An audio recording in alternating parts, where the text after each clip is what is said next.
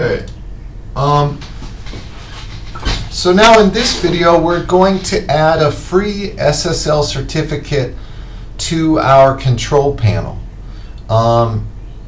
In the previous video, we set up the Sentora control panel itself.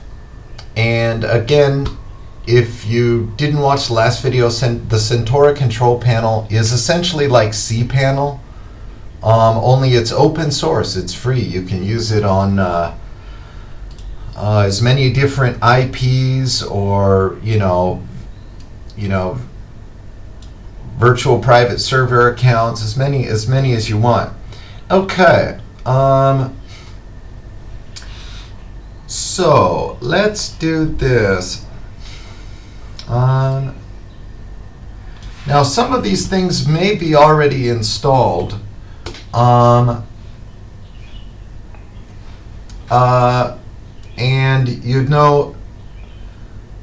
one thing I noticed, if you follow the instructions I found online, there were a few you'd need to kind of you need to actually, it'll look like you don't have mod SSL installed, but you just need to activate it.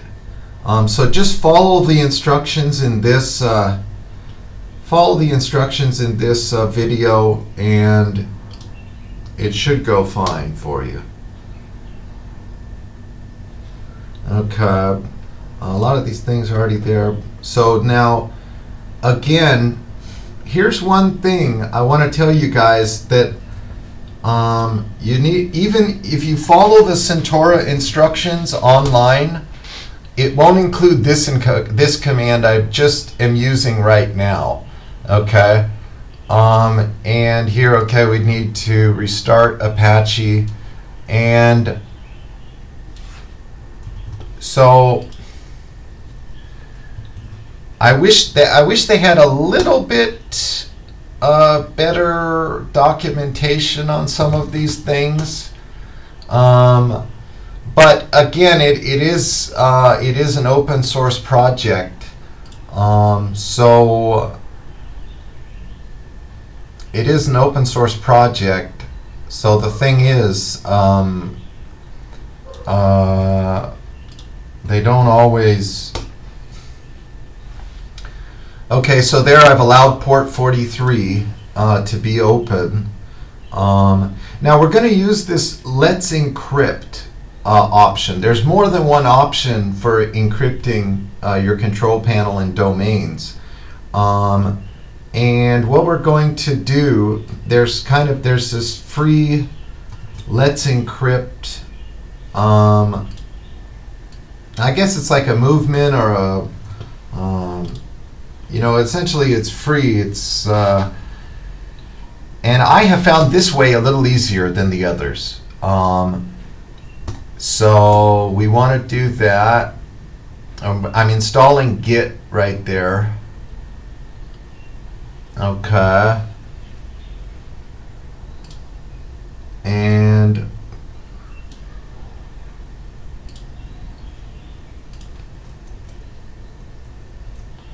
okay.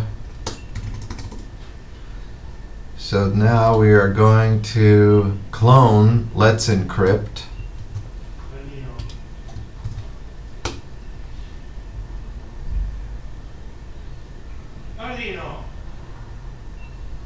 Okay, now I'm going to change into the Let's Encrypt domain.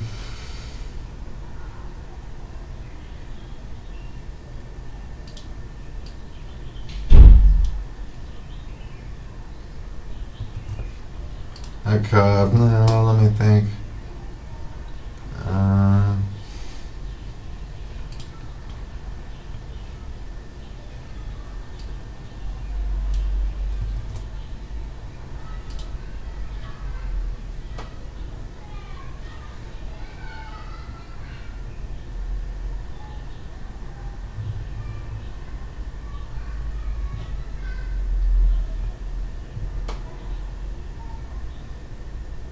Just a moment. Just a moment.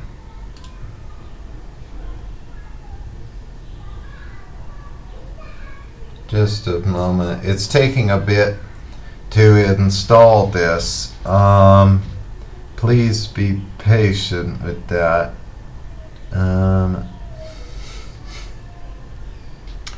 Whoops, come on, come on.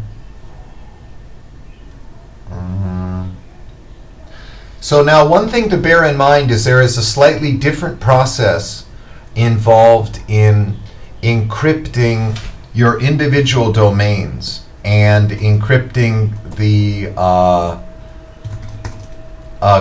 control panel itself. So right now we're doing the control panel.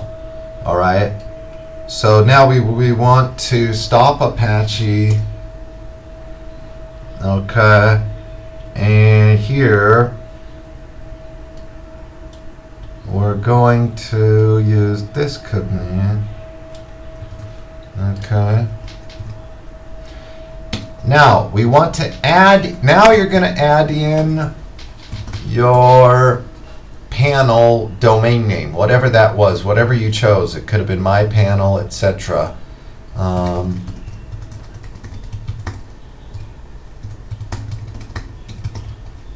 Okay.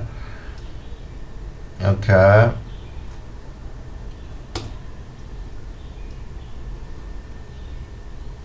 Okay, here, email address for renew. All right.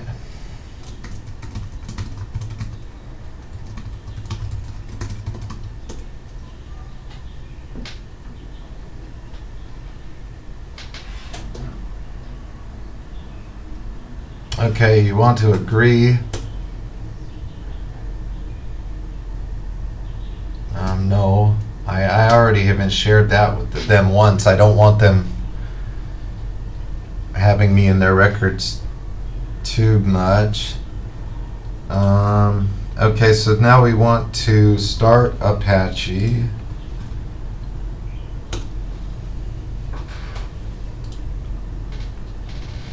Okay, now we are going to go into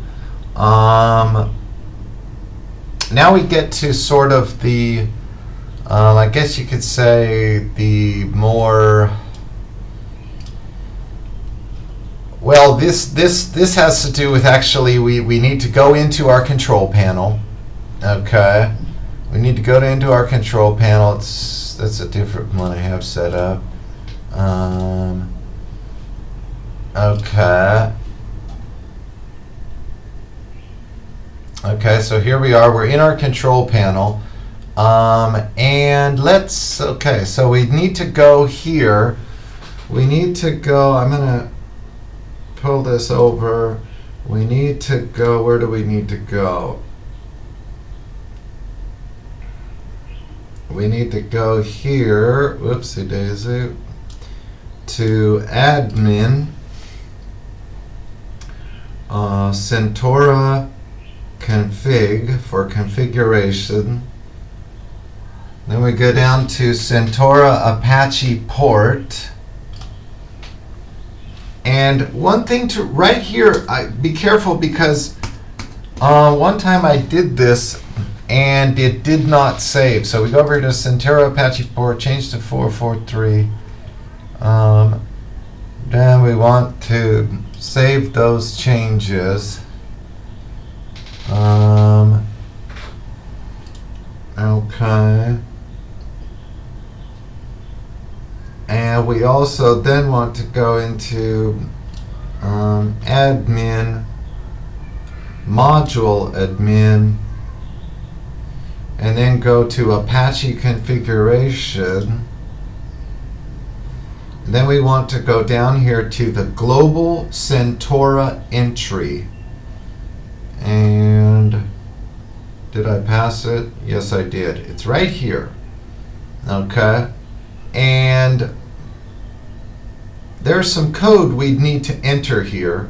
And I'm going to show you what that code is before I just paste it in. Okay.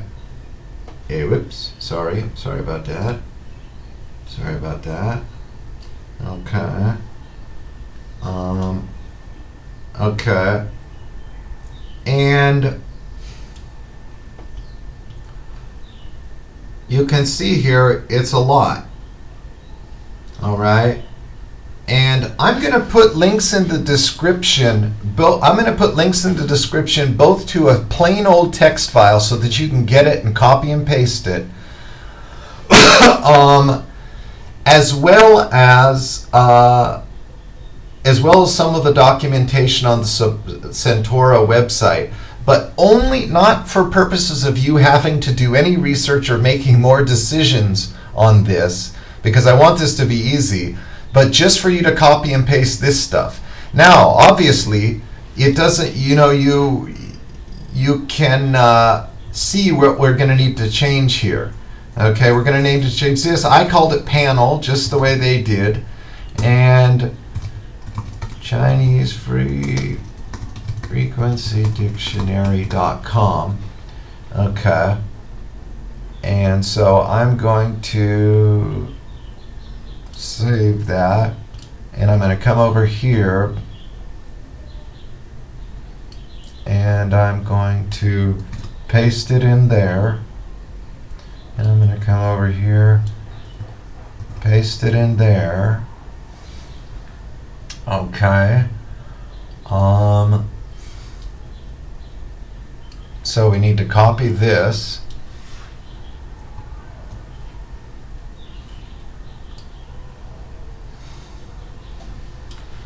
We need to come over to the global Sentora entry. We need to paste it in there. And you need to come down. You can't see where I am, but well, I'll show you. I'm going to save the changes. Down below there's a button. It says Save Changes, so I'm going to save those changes. Okay. Now, one thing to note, one time I saved the changes and it did not actually save. So just to bear that in mind, just a moment here. If it doesn't save, you may need to go back and do that step again. And that was oh, wait a minute. I hope I didn't. I may have copied in the wrong. Okay, this one. Just one moment. Just one moment. Yeah, I think I copied in the wrong. Oh, yeah. Okay, well, that's okay. So what I did, I have two sections in my notes. One is for configuring SSL certificates on individual domains, and one is for the control panel itself. So, just a moment. This is going to take just a bit more. What I'm doing now is I'm coming over and I'm repeating that process for a bunch of text that I'm going to copy in there, but I just did that for what would normally be an individual domain. So give me just one moment here. And I'm going to redo that, and then we'll repaste that in again.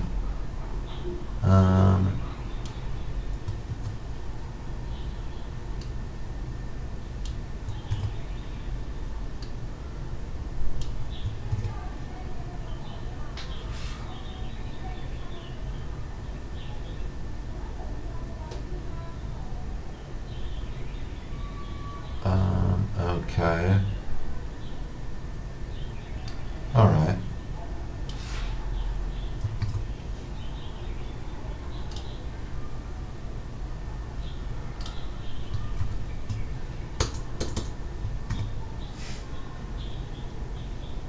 All right, I'm saving that.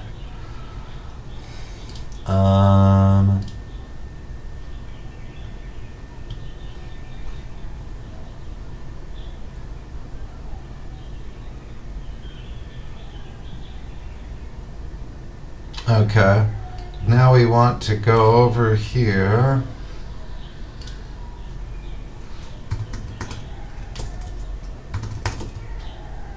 And we're going to use this command.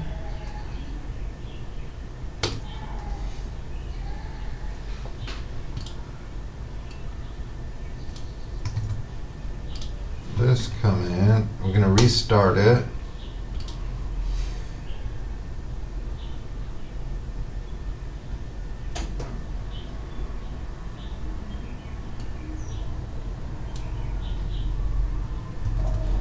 Okay. Now we're going to go in here.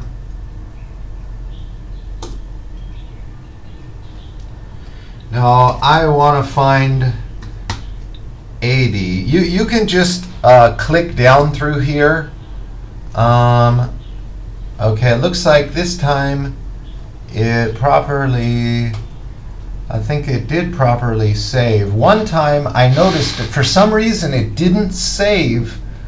I changed the port 80 to 443 and for some reason it didn't save. So you can check in this file, all right, to make sure that here it's on 443 instead of 80.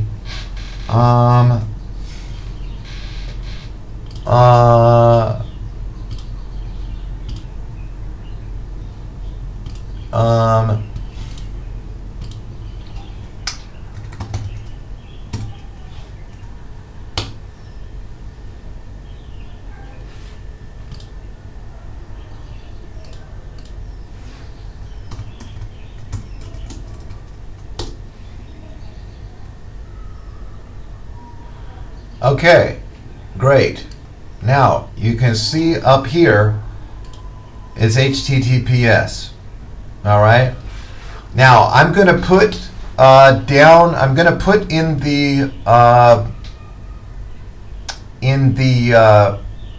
down below in the section below the video. There's a section where you describe the video. Well, I'm going to put a link to a simple text file so you can copy and paste. Remember that bit that I copied and pasted into my control panel. I'm going to put a link to that so you can just do a very simple copy and paste the same way. The only thing you're going to change is your information regarding your subdomain, that panel, or you could call it mypanel.mydomain, whatever it is, so you're going to need to change that. Okay, whoops. Okay, now we can see the graphics a little better there. Again, I'm on a VPN, a VPN right now, virtual private network, because I need to go beyond the Chinese firewall.